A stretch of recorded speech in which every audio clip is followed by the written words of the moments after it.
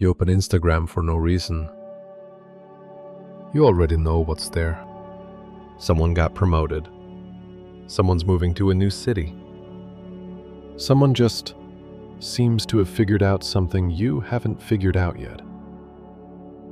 You don't even feel jealous exactly. It's quieter than that. More like looking through a window at a party you weren't invited to. Except you're not even sure you wanted to go. Somewhere underneath everything, there's a version of your life that was supposed to be happening by now. You're not sure when you agreed to that timeline, but you feel the gap. And the worst part isn't the gap. The worst part is not knowing if you're doing enough to close it, or if the things you're doing even count. You're not sure, so you check your phone again. It's not just today. That's the thing. It's been a while now. Long enough that you've stopped telling people how you actually are. Because you've said it before, and they say the right things, and you nod. Because explaining the actual shape of it would take too long, and you're not sure you have the words anyway. So you say, "I'm okay," and the conversation moves on. And you go back to carrying it alone. There's a specific kind of loneliness in that. Not the kind where you have no one around.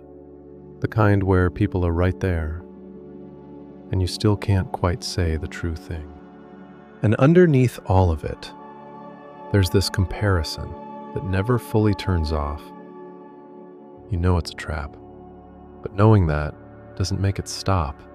It just adds a layer. Now you feel behind, and you feel stupid for feeling behind. That's the part nobody talks about.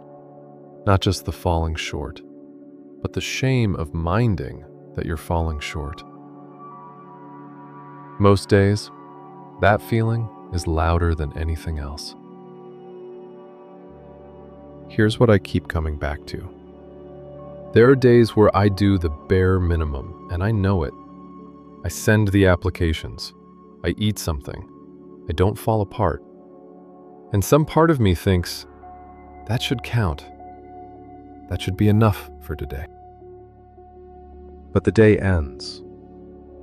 And the feeling that comes isn't relief. It's this quiet unease. Like I didn't do enough. Like surviving the day isn't actually the same as living it. The world doesn't have a setting for just getting through it.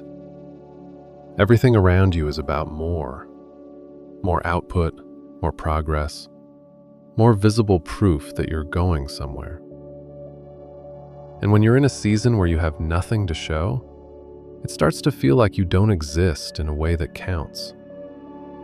Not because anyone said that, it's just in the air. So you push. Even running on empty, you push. Because stopping feels like giving up. And you tell yourself that's strength. Maybe it is. But I think sometimes it's also just fear. Fear that rest is something you have to earn first. Fear that you're only as valid as what you're currently producing. That's a heavy thing to carry. So here's what I want to say. Plainly, without dressing it up. Some days, the win is that you got out of bed. Not early, not with a plan, just got up. Some days it's that you ate something, or replied to one message you'd been avoiding, or made it to the end of the day without completely shutting down. I know that sounds small. It is small. That's the point.